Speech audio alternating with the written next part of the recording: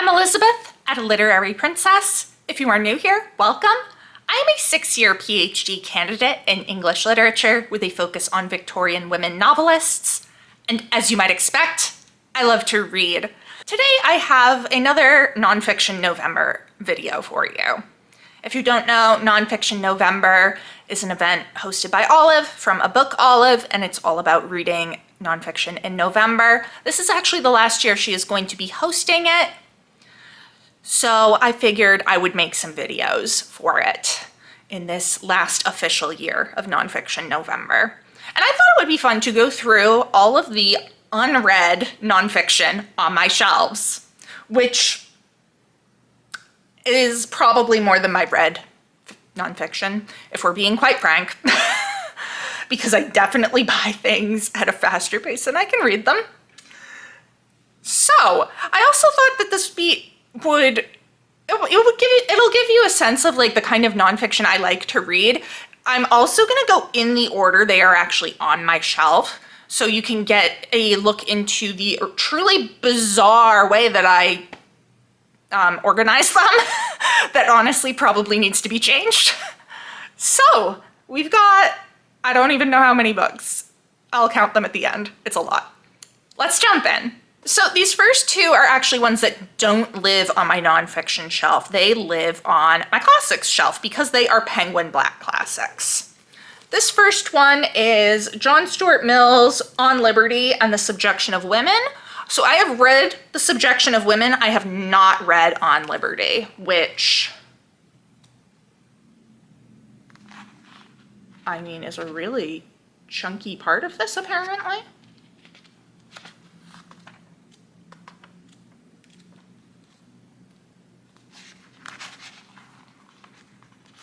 Yeah, it's actually the longer one of the two.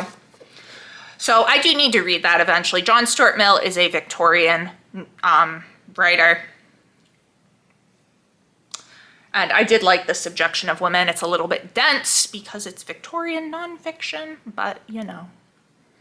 Then we go way back in time. This is the Book of Margery Kempe by Margery Kempe. This is like considered one of the first women's autobiographies. Margery Kempe was a medieval woman, and she had visions from God. Basically, she was like a kind of mystic, I guess. And she dictated this to somebody because she could not read or write. I was given this during my undergrad because I took a lot of medieval and Renaissance literature classes because that's what my favorite professor taught. And it had come up somehow in a class. I think someone else was doing a project on it. And I was like, ooh, I really want to read that. Because I was like, well, you know, maybe I want to do medieval and Renaissance. I don't know. Maybe I want to do it all. Maybe I want to do it all. But then I never got around to it. So yeah. I don't even remember if I tried to start it at one point. It's not actually that long. That'll have to go on a TBR within the next few years. But it seems like it would be really interesting. Now we get onto the actual nonfiction shelf. So we start off in this weird organization scheme with like feminist books, basically, or books about feminism or their feminist theory of a kind. Like I said, this organization system sucks. It's bad. So first up, we've got Women Who Run with the Wolves, Myths and Stories of the Wild Woman Archetype by Clarissa Pinkola Estes. I've wanted to read this for a really long time. This was actually my brother's copy, and no, I won't won't speak ill of how he treated his books. So this I really wanted to read, especially when I was working with folklore and fairy tales, or thought I would be working with folklore and fairy tales, and there's a few more of those in here. But I do still really want to read it. I've read part of it, but I've heard that it's really interesting. One in a similar event is From Girl to Goddess, The Heroine's Journey Through Myth and Legend by Valerie Estelle Frankel. Again, I thought I was going to be working with how Victorians kind of adapted fairy tales and folklore into their novels. That did not happen, obviously, and I was specifically wanting to focus on women's literature still, because that is what I do. So I never did get around to reading this, but I would again like to. This next one was actually given to me by my sister-in-law, so I don't really know much about it. This is The Descent of Woman by Elaine Morgan. It says that it's kind of in conversation with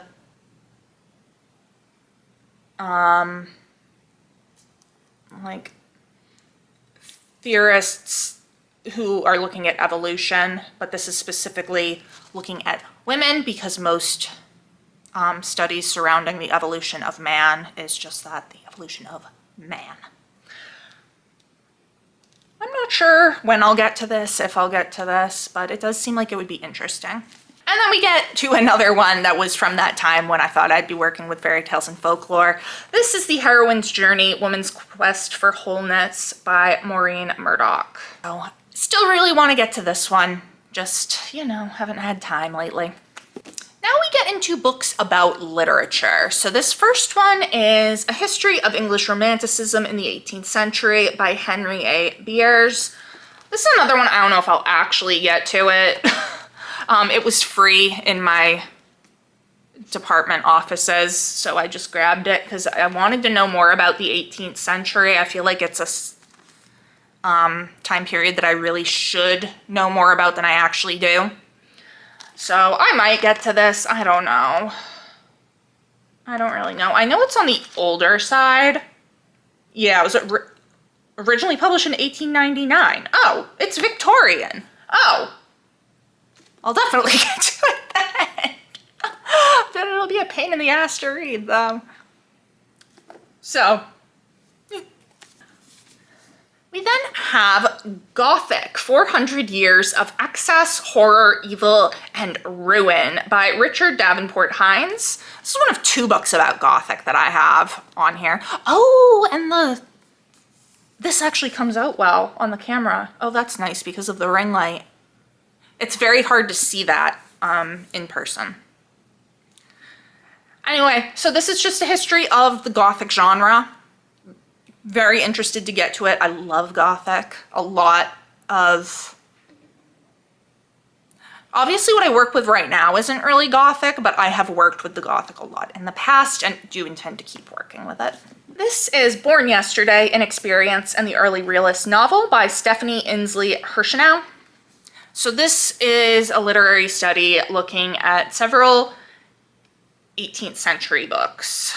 We've got, what do we have? We have Tom Jones, Anne Radcliffe, Frances Burney, and Clarissa. And then an epilogue dealing with Emma, so from the early 19th century. I like studies like this. It's not really like anything I'm working with, but it just seemed interesting. I bought it at a conference.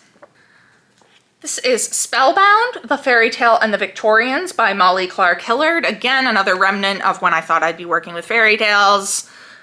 So I've never read it because I never ended up needing to, but I still really do want to read it. It's still a topic that I'm really interested in and might end up being like another research project later on.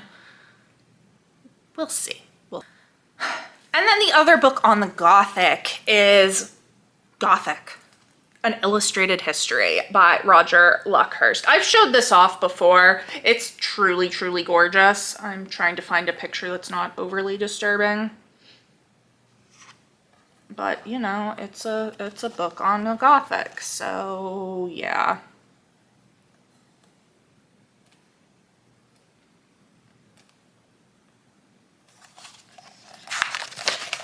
Full color pictures and illustrations. Like, it's just beautiful. It's just beautiful.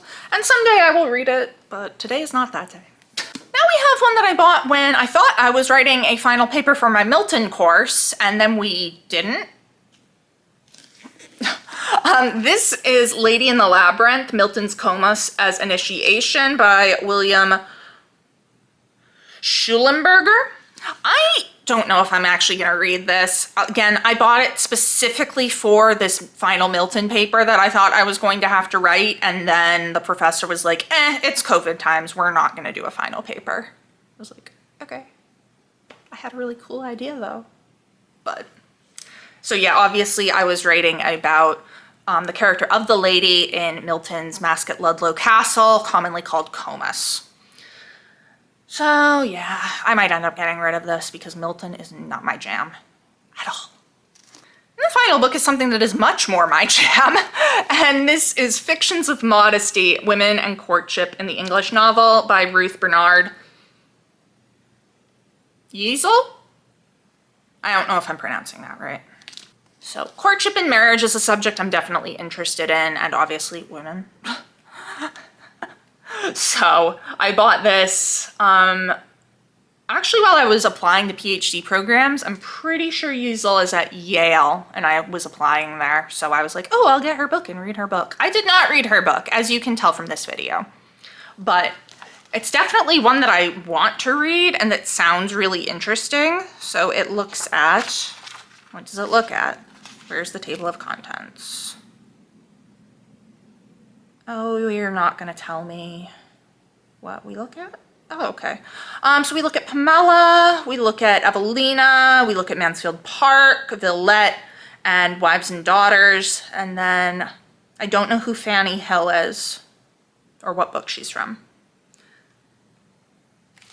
So it should be really interesting and good and up my alley.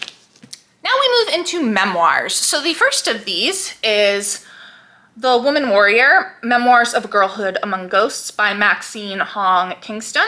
This was actually bought for my feminist theory course. We were supposed to read it and then we didn't. So, but it sounds like it should be really good. About growing up as a Chinese American woman in California. Why do we not have summaries on the back? And it's just quotes from the New York Times. It's really obnoxious to me. But I remember that this sounded really good and like something I'd really enjoy. I have My Life in Middlemarch by Rebecca Mead. This is a memoir about Mead and her experience with George Eliot's Middlemarch. I'm pretty sure I put this on my list of 50 books for next year, so I will hopefully be getting to it. I will say I bought this before I read Middlemarch and had issues with it. And then I have reread Middlemarch and since liked it much more. But yeah, oh, Middlemarch. I call it my nemesis, but in a loving way because I did end up enjoying it. So I'm interested to see Mead's take on it. Finally, we have Praying with Jane Eyre, Reflections on Reading as a Sacred Practice by Vanessa Zoltan. This was given to me by a client at the dog daycare I worked at. She thought I would like it, so. We now move into some biographies. We have this one of Susan B. Anthony by Eileen Cooper that was given to me by my sister-in-law. I don't really know anything about Susan B. Anthony, to be honest. So, it's a nice short one, so it probably would be good to read. It's an ex-library copy. And we have one that I just recently got and will be reading next year. This is Romantic Outlaws, The Extraordinary Lives of Mary Wollstonecraft and Her Daughter Mary Shelley by Charlotte Gordon.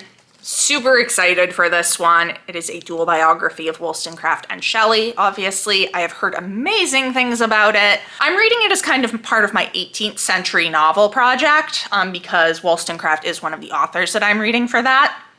And I like to have some nonfiction thrown in there to give me context. We have Lizzie Siddle, The Tragedy of a Pre-Raphaelite Supermodel by Lucinda Hawksley.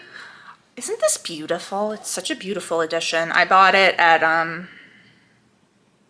must have been the Tate Museum when I was in London last.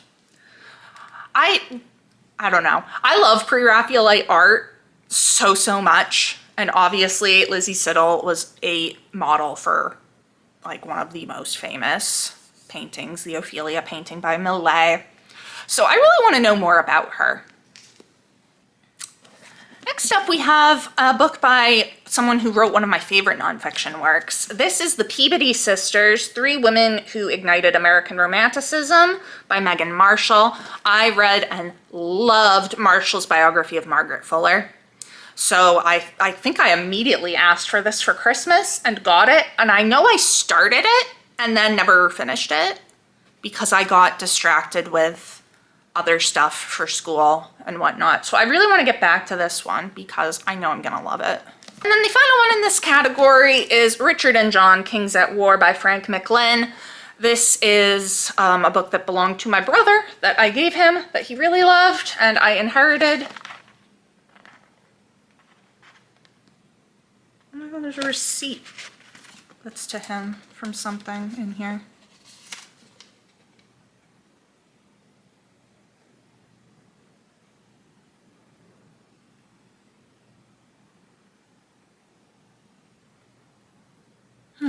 Something that he paid $130 for back in 2016. Anyway, I actually want to read this month. It's on my November TBR. And it's like a period I know nothing about. So, and people I know nothing about. So I'll be interested to learn. And then we get into just the random books that didn't fit anywhere else. So first up is this tiny little one. Witches, Midwives, and Nurses, A History of Women Healers by Barbara Ehrenreich and Deidre English. It's so tiny. It's so cute. A friend bought this for me at a conference and gave it to me. And I feel like I should read it because it's literally 60 pages. And also just so adorable. Then we have Learn Latin by Peter Jones. So this was a series in the Daily Telegraph about learning Latin, and then it got put into a book. I have started this multiple times because I'm like, yeah, I'm gonna learn Latin. And I always do it when I really have no time to do it. So I have not yet learned Latin or finished this book. And then the final one in this category is Welcome to the OC, the Oral History. Alan Sepinwall in conversation with Josh Schwartz, Stephanie Savage, and the cast and crew. The OC is one of my absolute favorite TV shows ever. I will hear no disparagement of it. I adore it. I actually did not watch it when it originally aired. I watched it in college, which I feel like I did with most of my teen series that I actually really love. I did that with Gossip Girl too. Anyway, I saw this in Target and had to have it. And I don't know, maybe I'll get to it next year. I'm not sure. I really hope so because I love the OC so much. I want to rewatch it now. Oh, I want to rewatch it now. All right, and on to the final kind of like section of my nonfiction shelf, and that is my Austen and Bronte section. Yes, Jane Austen and the Brontes get their whole own section to themselves. Why? Because I have a lot of works on them and it made more sense than just kind of separating all of the Bronte or Austen books into like where they would be if I put them just in the literature category or the biography category. So they just have their own place. So first up is Jane Austen, Early and Late by Freya Johnston. This is about how we can see the development from her juvenilia into her later works and how she is using a lot of the same themes. I have not read it yet, obviously, or it wouldn't be on this list, but I'm really looking forward to it. I think it'll be really good. And then we have Jane Austen at Home by Lucy Worsley, which I'm going to read next year for Jane Austen July. And I've heard amazing things about this. I actually started this too and didn't finish it because I'm pretty sure I then started this PhD program. Oh dear. Oh dear. But I'm excited. Now on to the Brontes. I've actually read most of my Bronte nonfiction, so there's only a few here. This is The Brontes, A Life in Letters by Juliet Barker. Another one that I have started and not finished. I'm bad about that with my nonfiction, apparently.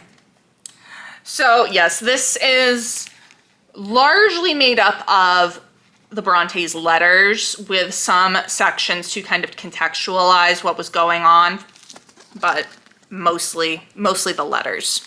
I have two edited collections. This is Approaches to Teaching Charlotte Bronte's Jane Eyre, edited by Diane Long Hoveler and Beth Lau. It's just something that I thought I should have, and I haven't read it yet. And then we have from the same series, Approaches to Teaching Emily Bronte's Wuthering Heights, edited by Sue Lonoff and Terry A. Hassler. And no real cover for some reason, even though I got it directly from MLA. Okay.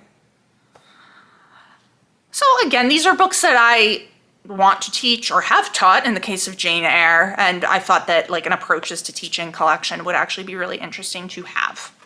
Not that I've read them yet, but you know. So that is my nonfiction physical TBR. Let me know down in the comments below.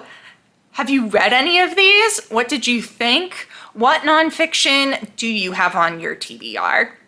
If you enjoyed this video, please don't forget to give it a thumbs up and subscribe to see more of my bookish content. It has been great chatting with you.